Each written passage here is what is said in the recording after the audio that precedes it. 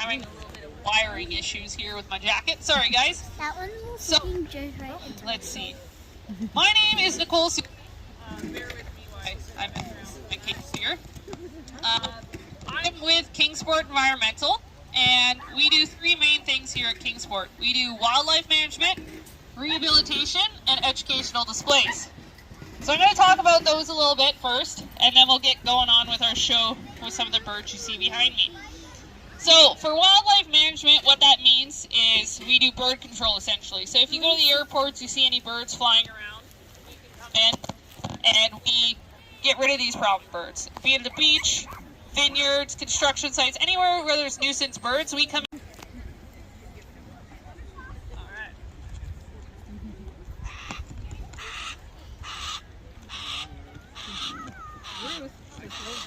Alright, in theory this should work.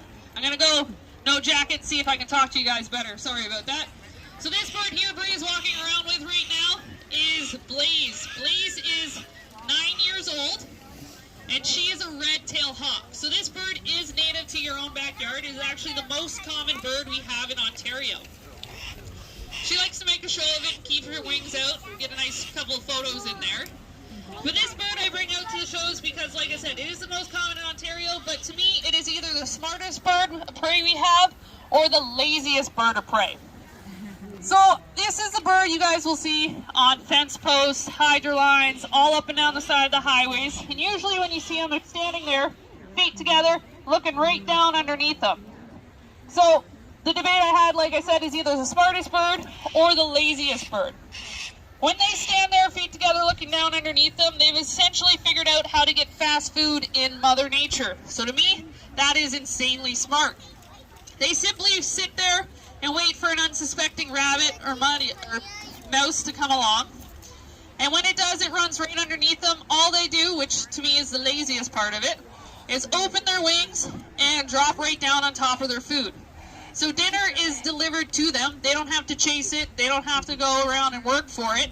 So they have figured out how to get fast food in Mother Nature, which, like I said, is either really, really lazy or really, really smart. But that is one of the reasons why I bring the red tails out. We do also name most of our birds based on physical features. So because this bird has a red tail, he is actually, we call him a red-tailed hawk. So we do end up naming birds like that. Just a hint for later on the show when I ask you guys what here at all. If you do see her, you'll probably see me running underneath her on the ground if you see him out in a tree. But that's okay. This bird I bring out because it is the most social raptor we have, or most social bird of prey we have. As you can tell, very, very chatty. The birds behind me in the tent here will never be seen in more than a mated pair. They don't like living together. They're solitary creatures. This bird, however, lives in a group of 20 to 30 birds. These birds behind me would fight before they ever see that many. So does any one of you here know an animal that runs along the ground, hunts together, lives together? Does anything like that? Does anyone know what animal that might be? All right. It looks like your household pet. Does anyone have another guess? Yep. Wolf, exactly. So this bird here behaves exactly like a wolf. So for that reason, we call them, or have the nickname for them, the wolves of the sky. They hunt together as a pack, they live together as a pack, and for that reason, they are social. So these live down in the desert. They love hunting snakes and mice and rabbit. But what they do is they send the young and inexperienced hunters in. They're a little more excitable, a little more clumsy, a little more noisy. So being all worked up, getting to enjoy the hunt, they end up scaring their prey out. However, they're not as experienced, so they do have experienced hunters with them. These experienced hunters are waiting for that rabbit or that snake to make a run for it, and they catch dinner. So because these animals, or these birds, worked as a team, they will actually share that food. All the birds in the tent behind me would rather fight each other before even taking a piece of food. These guys share it because of their teamwork.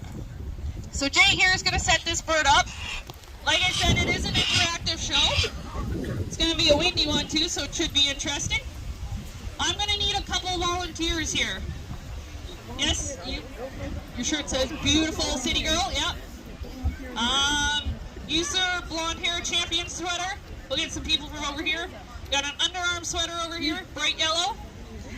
And you want to come on up? All right. So you guys want to come on over here? Awesome. Look delicious, but try and keep it for the bird, okay? I'm going to whistle. The bird's going to come in and fly like this. So you got it by yourself? You want to come?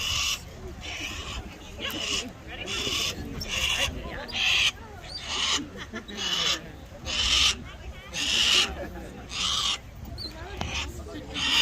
So the bird knows what he's doing, but that was bad manners. Very, very gentle, lands on the arm like a butterfly.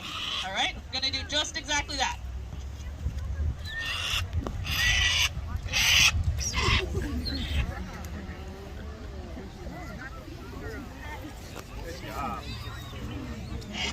Thank you very much. All right, who wants to go next? You, sir? Come up. Left hand, other left. There we go.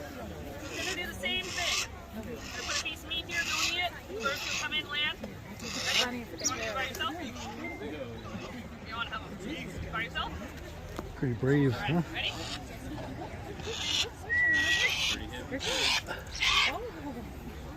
There we go. Good job.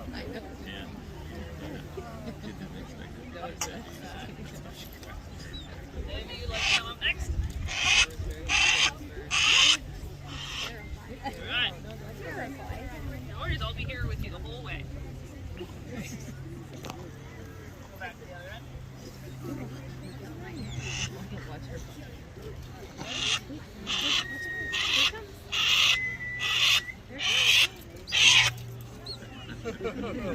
Got you with the win. Also part-time hairdressers. Alright, good job. Alright, last but not least, here we go. You know what you're doing, right? You want to do it by yourself? Ready?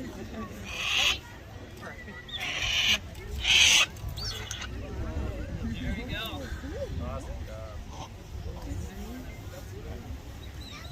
So as Bree walks around, I want you guys to take a look at this guy's head. What does he have sticking off his head? Exactly. I heard someone over here say horns. So just like we heard, or just like the red tail we named after its tail, we like to name birds after their physical features. So if this bird has horns, we would call it a great horned owl. So this owl is actually native to Canada. It is the most common owl we have in Ontario. So of any of the owls you'll see, this will be the guy, but Eddie here has been around our circuit here for quite some time. He's about 7 years old and has been here since he's been a year old. I like bringing him out because he is the most common, but because owls are the favorite. So does anyone here know anything unique about owls? Anything they can do? Yep. I changed my mind. All right, you changed your mind, anyone? You know? What do you know? Oh yeah. Exactly, their heads can go backwards. So owls can turn their heads 270 degrees either direction. They can cover 360 degrees, but they can only turn it 270. So the reason why owls can do this is because their eyes are fixed. So us as humans, our eyes are not fixed. We can move them around in our head and do all that. But to better explain this to you guys, I need the help from everyone in the audience. So what we're going to do is we're going to be humans, then we're going to be owls. So I need everyone to put their hands on their head. And right. So that is how an owl looks around the world compared to us humans. For that reason, they can turn their heads 270 degrees. Does anyone else know anything cool about owls? Anything they can do? Or what time of day they like being up? Anything like that? Yes? Exactly. They normally sleep during the day. So owls are nocturnal. This means they sleep all day and they're up all night. Owls are only up at night because their favorite food is out. So imagine the best baker in your family cooks a nice ooey gooey tray of oh so good brownies at 2 o'clock in the morning. Then at 2:05 they're sitting on the table unattended every night. You're going to be there ready with your big scoop of ice cream, sitting there just digging in into that plate of brownies. Owls' favorite food come out at night, so they're awake at that time. I don't like being up at that time, so mine I feed during the day. But the reason why is because their food's there. So I need you guys, I'm going to give you a few hints to guess at what their food is. If you know it, shout it out. But it's bigger than a mouse, smaller than a giraffe, and black and white. Skunk, exactly. So owls have little to no sense of smell. So if you can't smell a skunk, I guess they are very, very delicious. I'll have to take their word for it, but one thing I've learned in my years of experience, I'll give it a little tip for you guys. They do not like tomato bass. Owls, tomato bass do not go together. If you ever wanted to try it, just on a whim. All right, so I'm sure Bree's arm's getting a little bit tired here. Feel the burn? You only have to do arm day on one side, guys. All right, so she's going to put Eddie down. I am going to turn around, turn my mic off for a second, and bring out our next bird. So our next bird is part of our foster care program, missing half of her wing. For that reason, she can't fly and cannot be released back to the wild. So I'm going to keep her pointed into the wind here. However, I do bring her out to the shows because everyone generally recognizes this owl. Does anyone know what kind of owl this is? Go and shout it out. No owl. Exactly. You guys have probably seen Harry Potter, right? So, snowy owls are very recognized, especially because of Harry Potter, but because they're all white, it's very distinctive. So these are native to Canada, however, only migrate through Ontario in the winter months. So they live way up north on the tundra, so the snowy plains, there's not too many trees, not too many, high spots to get to. So if you do see them here in the winter months, they'll be on a round bale in a wide open field, or they'll be up on a hydro pole. Windsor Airport usually gets quite a bunch with all that open space, but we will start seeing them show up in the next couple of months around here. The reason I do bring them out, though, is because they are the exception to one of the rules we have with birds of prey. That being, all the birds in the tent, the only way to tell between male and female in the species is size and weight. So a male is roughly 2/3 the size of a female, so it'll be smaller, thus weighing less. The female, being larger, weighs more. So shy of putting them on a scale or putting them side by side, it's hard to tell. The snowy owl, however, has a coloring, visual aid to help us distinguish between male and female. So who has seen a snowy owl that is all covered in bars? Everyone, right? Because we got one right here. Yeah. And then who has seen one that is almost all white by a show of hands? Right? So we have two different versions of the snowy owl. So the more barring they have, like Lady here, our snowy owl, the more likely they are to be female. One that is almost pure white is obviously a male. And when they get as much barring as Lady has, they're clearly a female. There are a few in the middle that are a little harder to distinguish, but that's the way we can tell with snowy owls. The other birds, like I said, shy putting them side by side, it is really hard to tell. I am going to put her down though because she's done good so far, and Jay here is going to start walking around with our next bird. So not really from Canada at all. However, I bring this bird out because it is one of the largest owls in the world. We have 3 owls that can claim that title, each having one thing over the other. So the great gray owl, which some people know, is bigger, yet actually weighs a little less than our Eurasian eagle owl. And we have a Blackiston fish owl. So that owl is actually smaller in size, but actually packs more pounds. So for this reason, those 3 owls tie as the world's largest owl. Jay here is currently carrying Emily around. Emily is, I think, 3 years old right now. She weighs only about 6 pounds for her size, but she'll eat everything from fish to heron. She'll even go after other birds of prey. And at her size she is now, she can take down a fawn, so a first-year deer all by herself. That being said, only weighing in at about 6 pounds. The other model So as we keep going here, while Jay finishes up, just a cool fact about this bird I like sharing. Who here likes watching the Olympics? Right? Alright, who here likes watching soccer? Right?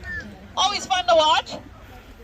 So years and years ago at the Helsinki Olympics, a Eurasian eagle owl, so a bird just the same as this, flew into the middle of the Olympic Stadium and landed on the goalpost. Apparently it was a fan of the soccer games, but unfortunately for the owl, it shut the game down. So for 5 whole minutes, they delayed the Olympic soccer game just so the bird could sit on the post. To me, it is very, very interesting because you don't have to be human to enjoy sports. Apparently you can be an owl too. Only downside is the game doesn't go on for very long when you show up. Jay here is going to set Emily down. This does wrap up our show for the day. However, afterwards, we do provide the opportunity to come up and ask any questions you have that I haven't answered. I've been doing this now for quite a number of years, but I love a challenge, so I dare you to stump me if you can. I never stop learning. For the kids, afterwards, if you want to pet the birds, feel free to come up to our handlers. Remember, 2 fingers gently downwards on the tail. As well, we do offer the opportunity with our great horned owl and our Harris hawk here. If you'd like to, for a donation of $5, which goes towards feed and housing of the birds, we'll put the glove on your hand. You can take as many pictures as you want. For the adults who are interested, just because of her size, we do offer our Eurasian eagle owl if you want to hold them. For her, we ask a donation of $10. If you are interested in that, feel free to come over and see me at the side of the tent. I can help you out. I'll give you a ticket. You can go see the handlers after that. But thank you guys very much. Have a wonderful day.